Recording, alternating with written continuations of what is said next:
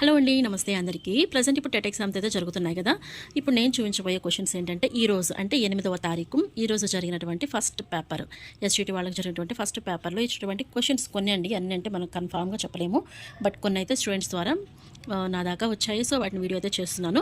ఎవరైతే ఇంకా రాయడానికి డేట్ అయితే ఇంకా టైం ఉందో వాళ్ళకి ఈ వీడియోస్ ఖచ్చితంగా ఉపయోగపడతాయి. సో దానికోసం ఈ వీడియో స్కిప్ చేయదు, ఎండింగ్ వరకే చూడండి.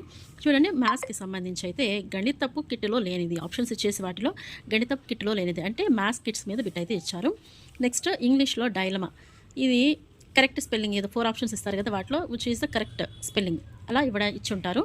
నెక్స్ట్ తెలుగుకు సంబంధించి సమాపక అసమాపక క్రియ, ఈ 2 పాయింట్స్ బేస్ చేసుకొని బిట్స్ అయితే ఇచ్చారంటండి. నెక్స్ట్ క్వశ్చన్ స్థల పూరణం ఇతివృత్తంగా ఉన్న పాఠం, అంటే స్థల పూరణం ఇతివృత్తంగా ఉన్న పాఠం, ఇది ఇతివృత్తంగా ఇచ్చినటువంటి ఆ లెసన్ ఏంటనేది బిట్. ఇది తెలుగు సబ్జెక్ట్కి సంబంధించి కదా.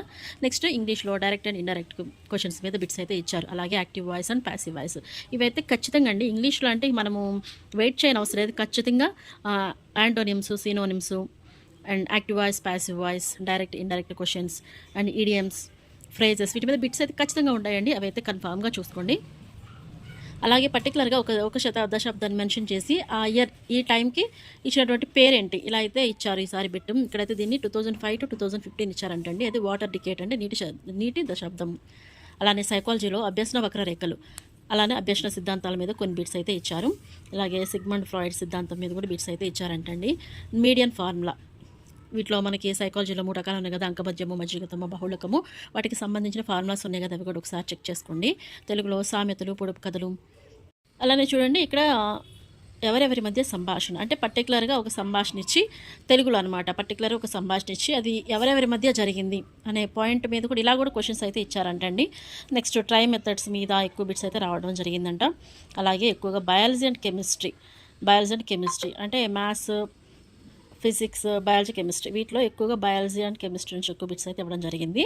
నెక్స్ట్ మెథడ్స్లో హ్యూరిస్టిక్ మెథడ్, మేబీ ఇది మెథడ్స్కి సంబంధించి మనకి మెథడాలజీకి సంబంధించిన బిట్స్ అయి ఉండొచ్చు. హ్యూరిస్టిక్ మెథడ్ మీద బిట్స్ అయితే రావడం జరిగింది.